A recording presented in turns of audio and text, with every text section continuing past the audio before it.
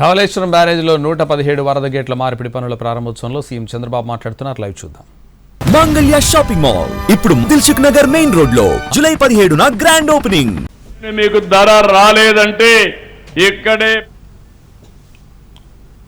16 కిలోమీటర్లు పాదయాత్ర చేసి మీకు సంఘీభావాన్ని తెలియజేశా. ఈరోజు నేను రైతాంగాన్ని అడుగుతున్నా, 24 గంటల నుంచి 48 గంటల్లో రైతు ధాన్యం ఇచ్చిన వెంటనే మీ అకౌంట్లో డబ్బులు వేసే బాధ్యత ఈ ప్రభుత్వం తీసుకున్నాం. నేను మా మిత్రుడు పవన్ కళ్యాణ్ గారు, జనసేన, తెలుగుదేశం పార్టీ, బీజేపీ 3 పార్టీలు కలిశాం. ఆ రోజు ఒకే మాట చెప్పాం, రాష్ట్రాన్ని పునర్నిర్మాణం చేయాలి, విధ్వంసం నుంచి వికాసం వైపు నడిపిస్తానని చెప్పాం. ఆ మాట నిలబెట్టుకున్నాం. సంక్షేమ కార్యక్రమాలు చరిత్రలో ఎప్పుడూ ఇవ్వని విధంగా ఒక తేదీ అంటే ఆ డేట్లో సంక్షేమ కార్యక్రమాలు ఇచ్చిన ప్రభుత్వం ఈ ఎన్డీఏ ప్రభుత్వం అని చెప్పి కూడా నేను మీకు తెలియజేస్తున్నా. మొన్ననే అన్నదాత సుఖీభవ ఇచ్చాం. ఈ నెల మళ్ళా సిద్ధమయ్యాం. మా ఆడబిడ్డలకి తల్లికి వందనం కింద ఎంతమంది పిల్లలుంటే అంతమందికి 15,000 రూపాయలు మీ అకౌంట్లో వేసే బాధ్యత ఈ ప్రభుత్వం తీసుకుంటున్నాం. మొదలు తారీఖున పేదల సేవ 4,000, 6,000, 10,000, 15,000 నేను ఛాలెంజ్ చేసి అడుగుతున్నా. ఒక భారతదేశంలోనే కాదు, ప్రపంచంలో ఎక్కడ కూడా ఇవ్వని విధంగా సంక్షేమ కార్యక్రమాలు ఇచ్చాం. ఈరోజు ఒక పక్క సంక్షేమ కార్యక్రమాలు ఇచ్చాం, ఇంకో పక్క అభివృద్ధిని పరిగెత్తిస్తున్నాం. ఏదైతే గోదావరిలో మీరు చూస్తే ఆ రోజు ఏదైతే అతి విలువైన డయాఫామ్ వాల్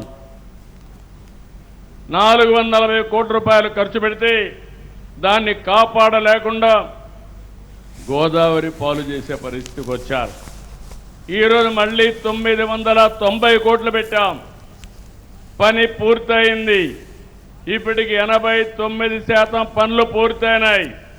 నేను ఈరోజు హామీ ఇస్తున్నా, రేపు మార్చి లోపల పనులు చేసి నిర్వాసులందరూ ఆనందంగా ఉండేట్టుగా చేసి ఆ ప్రాజెక్టుని జాతికి అంకితం చేస్తామని మరొక్కసారి మీ అందరికీ విజ్ఞప్తి చేస్తున్నా. అలాంటి విలువైన ప్రాజెక్టు దీనికోసం మీరు చూస్తే 2 ఏళ్లలో 24,000 కోట్ల రూపాయలు సాగునీటి కోసం ఖర్చు పెట్టాం. మొన్నే తుంగభద్ర గేట్స్ కుట్టుకోబోతే 36 గేట్లు మళ్ళీ రిపేర్ చేసి అవన్నీ కూడా పూర్తి చేశాం. ఇప్పుడే పట్టిసీమ విషయం చెప్పాను. ఈ పట్టిసీమ వల్ల జీవితాలు మారిపోయే పరిస్థితి వచ్చింది.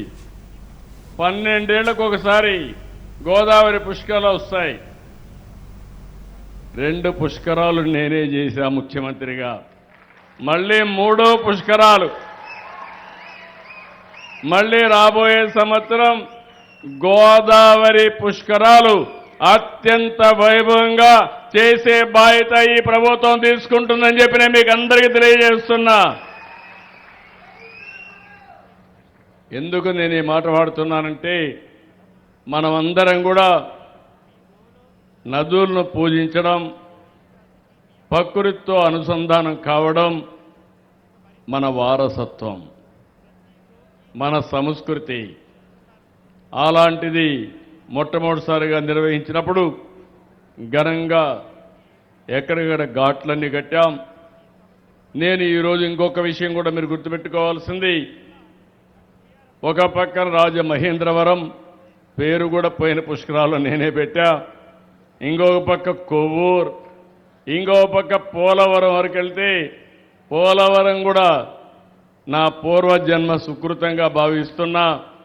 ఆ ప్రాజెక్ట్ని స్పీడ్గా అమలు చేయడమే కాకుండా పూర్తి చేసి జాతికి అంకితం చేసే అదృష్టం నాకు రావడం ఇది ఒక అదృష్టంగా నేను భావిస్తున్నా.